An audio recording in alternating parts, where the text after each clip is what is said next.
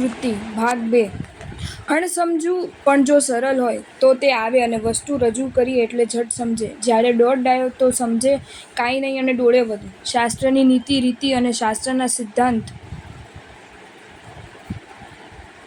વાળી લડાઈ ચાલતી આવે છે અને ચાલે છે, જેથી સત્યના આર્થિક આત્માઓ એક પક્ષીય કથનને વાંચીને કે સાંભળીને મૂંઝાય નહીં અને આ તરવાનું સાધન દોડાવવા પામે નહીં.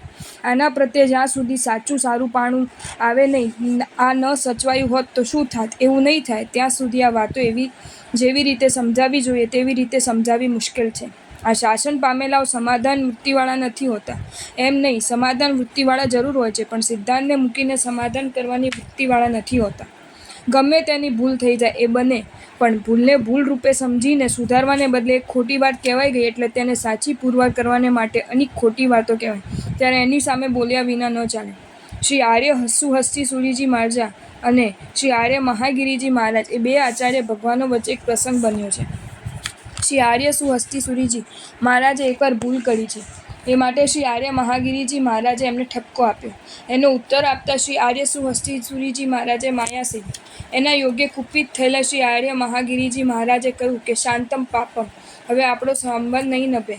સમાન સમાચારીવાળા સાધુઓની સાથે રહેવું એ યોગ્ય છે, પણ સમાચારીથી વિભિન્નની સાથે રહેવું એ યોગ્ય નથી. આટલું કહ્યું એટલે તો શ્રી આર્ય સુહસ્તી સુરીજી મહારાજે પોતાના અપરાધની માફી માંગી. જ્યાં એ મહાપુરુષે ભૂલ કબૂલ કરી અને માફી માંગી એટલે શ્રી આર્ય મહાગીરીજી મહારાજે વાત પતાવી દીધી. જો ભૂલ કબૂલ ના કરી હોત તો એ વાત આમ પતત નહીં. ત્યારે પૂર્વના આચાર્ય મહારાજાઓ સમાધાન વૃત્તિવાળા હતા એમ નહીં, પણ એ કહેતા કે સિદ્ધાંતને વેગળો મૂકીને કે આગમસિદ્ધ પ્રવૃત્તિનો વિલોપ થાય એ રીતે સમાધાન ન થાય. શાસનમાં સિદ્ધાંત માટેની લડાઈ શા માટે જરૂરી? શાસનની મર્યાદાઓ બરાબર જળવાઈ રહે એ માટે. વાત એ છે કે એમાં બીજી વૃત્તિ નહીં આવી જોઈએ. બીજી વૃત્તિ આવે એટલે માર્ગને ચૂકતા વાર લાગે નહીં. જો જિજ્ઞાસા જીવતી હોય, ઘમંડ ના હોય, ભૂલ સુધારવાની કે સુધરાવવાની સાચી વૃત્તિ હોય તો માણસ ઉન્માર્ગથી બચે જાય છે.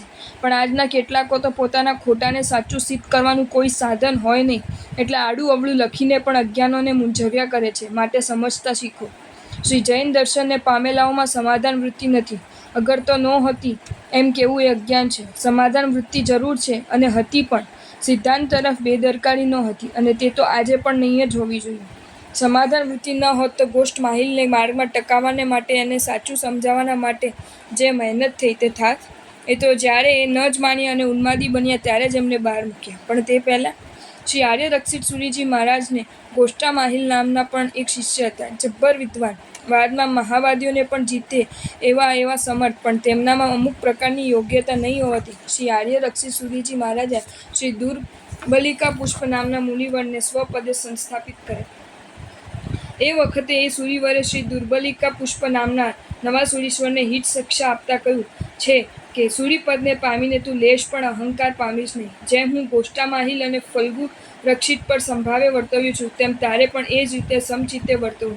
શિક્ષામાં જો કોઈ સ્થળે તું ઉપેક્ષા કરીશ અને કોઈ સ્થળે તું દ્રઢતા કરીશ તો તું સૂરી હોવા છતાં પણ તારી આદય વાક્યતા નહીં ટકે. એક મુનિનો અપરાધ રાગથી સહન કર્યો તો બીજાઓ તેનું અવલંબન લેશે, એટલે શિક્ષા કરવાનું શક્ય નહીં બને. જે સૂરી સુશિષ્યોને જાતવાન ઘોડાઓની જેમ અને બીજાઓને દુષ્ટ ઘોડાઓની જેમ સમ્યક પ્રકારે શિક્ષા કરે છે તે સૂરીનો ગણ વિનીત થાય છે. આ વિગેરે ઘણી હિત શિક્ષા આપી છે. મૂળ વાત એ છે કે શ્રી આર્ય રક્ષિત મહારાજે પોતાના પદે સ્થાપિત કરવાને માટે શ્રી દુર્બલિકા પુષ્પને યોગ્ય ધાર્યા. જ્યારે સાધુઓની સ્વજનપણાના યોગ્ય ગોષ્ઠ માહિલને અને ફલ્ગુ રક્ષિતને એ પદે મળે એવી ઈચ્છા હતી. એ જાણીને શ્રી આર્ય રક્ષિત સુરી મહારાજે પોતાના ગઢની એકતાને ટકાવવાને માટે ગળાનું નિર્દેશન કર્યું. શ્રી ફલ્ગુ રક્ષિતને તેલના ગળા જેવા જણાવ્યા. ગોષ્ઠા માહિલની ઘીના ગળાની ઉપમા આપી અને શ્રી દુર્બલિકા પુષ્પ વાળના ગળા જેવા છે એમ કહીને શ્રી આર્ય રક્ષિત સુરીજી મહારાજે પોતાના પદે શ્રી દુર્બલિકા પુષ્પને સ્થાપિત કર્યો. એ વખતે ગોષ્ઠા માહિલી ત્યાં હાજર ન હતો.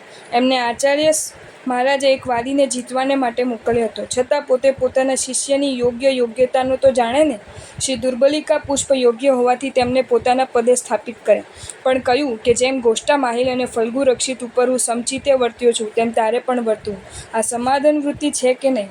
હવે ગોષ્ઠા માહિલને એ પદ પ્રદાનનો વૃત્તાંત દેખતા ક્રોધ ચડે છે, ઈર્ષ્યાથી એ પૃથક રહે છે. એકવાર એ ઉપાશ્રય આવે છે એટલે બધા સાધુઓ ઊભા થઈ જાય છે, તેમને નમે છે અને કહે છે કે આપ અહીં કેમ રહેતા નથી?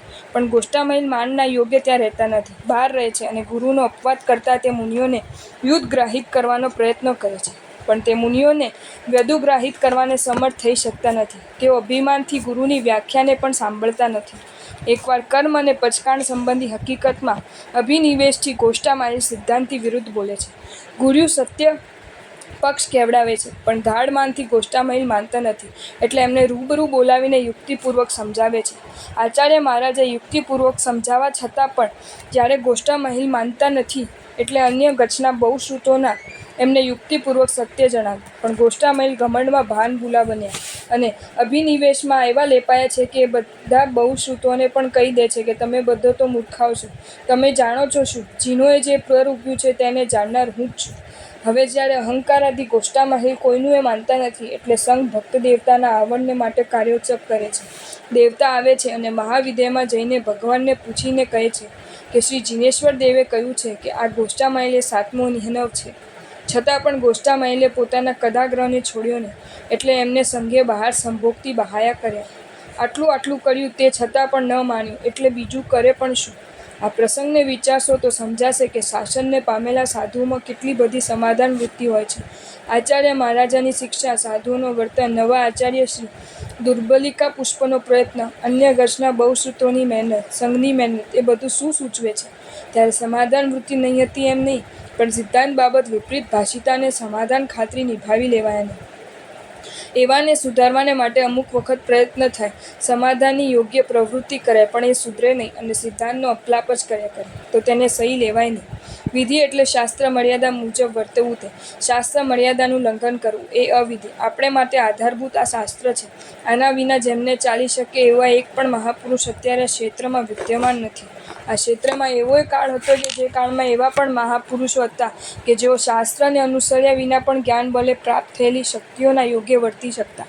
એવા મહાપુરુષો શાસ્ત્રને માનતા નહીં એમ નહીં, શાસ્ત્રને જરૂર માનતા, પણ તેઓમાં એવી શક્તિ પેદા થઈ હતી કે જેના યોગે તેઓ પોતે સર્વસામાન્ય માટે જેની શાસ્ત્ર આજ્ઞા ના હોય એવું એ ઉચિત લાગે તો કરી લેતા. એમના એવા પ્રસંગના દાખલા આજનાઓથી ન લેવાય. એ સ્થિતિ શ્રી આર્ય રક્ષિત સુરીશ્વરજી મહારાજા પછીથી પ્રાય બંધ થઈ છે. શાસ્ત્રથી નિરપેક્ષપણે પણ વર્તવાનો અધિકાર કોને? છને કેવલ જ્ઞાની, મનઃપર્યવજ્ઞાની, અવધિજ્ઞાની, 14 પૂર્વી અને 9 પૂર્વી આ 6 આગમ વ્યવહારી કહેવાય છે. આ 6 મહાપુરુષો સર્વ સામાન્ય શાસ્ત્રજ્ઞાથી વિપરીતપણે વર્ત્યા છે.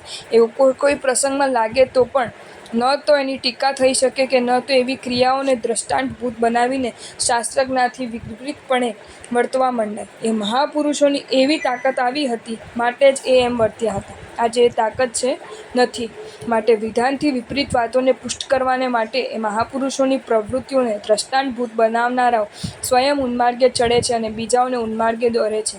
જો એમ ન હોય તો શ્રી શૂલિભદ્રીજી વેશ્યાને ત્યાં ચોમાસું રહ્યા તે કયા શાસ્ત્રના આધારે? ગુરુએ શ્રી શૂલિભદ્રીજીને વેશ્યાને ત્યાં ચોમાસું કરવાની આજ્ઞા કરી તે કયા શાસ્ત્રના આધારે? આજે કોઈ એવી આજ્ઞા આપી શકે? શાસ્ત્રમાં સ્ત્રી, પંડક, પશુથી વર્જિત સ્થાનની આજ્ઞા, જ્યારે આ સ્થાન વેશ્યાનું. શય્યાતરના આહારનો શાસ્ત્રમાં નિષેધ અને એમને શય્યાતરનો આહાર લેવાનો. આહારમાં પણ અમુક રીતની આજ્ઞા, જ્યારે એમને ષડ્રસ ભોજન રહેવાનું ચિત્રશાલામાં. નાચ ગાન તાનની પણ મનાની. વેશ્યા સાથે એકાંત, આ બધું કેમ સંભવે? શ્રી સ્થૂલિભદ્રજી આગમ વ્યવહારી ન હતા, પણ એમના ગુરુદેવ આગમ વ્યવહારી હતા. એમને આજ્ઞા આપી એનું કારણ આજે તેનું અનુકરણ કોઈ કરે તો? એના એ જ ગુરુએ સિંહ ગુફાવાસી મુનિને ના પાડીને. સિંહની ગુફામાં ચાતુર્માસ રહીને સંયમની સાધના કરનારને પણ ના કેમ? ગુરુ યોગ્યતાને કોઈ જોઈ શકતા હતા, પરિણામને જાણી શકતા હતા. જ્ઞાનના બલે પરમર્ષિના અતિશય પ્રગટેલો. આવા વિશિષ્ટ જ્ઞાનીએ આચરેલી પ્રવૃત્તિની ચર્ચા, અનુકરણ ક્યારેય થઈ શકે જ નહીં. ગમે તેમ કહ્યું હોય, પણ એ કરનાર આગમ વ્યવહારી હતા એમ આવે એટલે ચૂપ થઈ જવું જોઈએ. એમ જ કહેવાય કે શાસ્ત્રની સર્વસામાન્ય આજ્ઞા એવી નથી, પણ એની આચરણા કરનાર વિશિષ્ટ જ્ઞાની છે.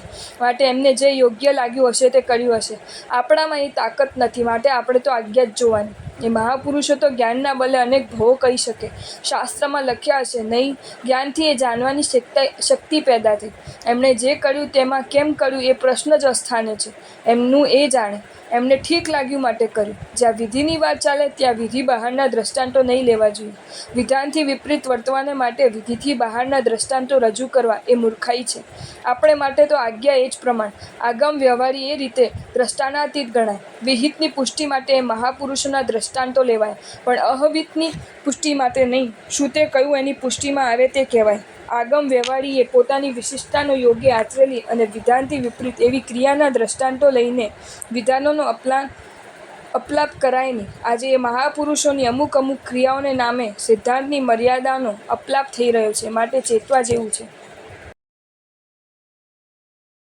જો તમને આ વિડીયો ગમ્યો હોય તો આ વિડીયોને લાઈક કરો અને મારી ચેનલ જૈન ફેક્ટ્સ એન્ડ સ્ટોરીઝને સબસ્ક્રાઈબ કરો. ધન્યવાદ.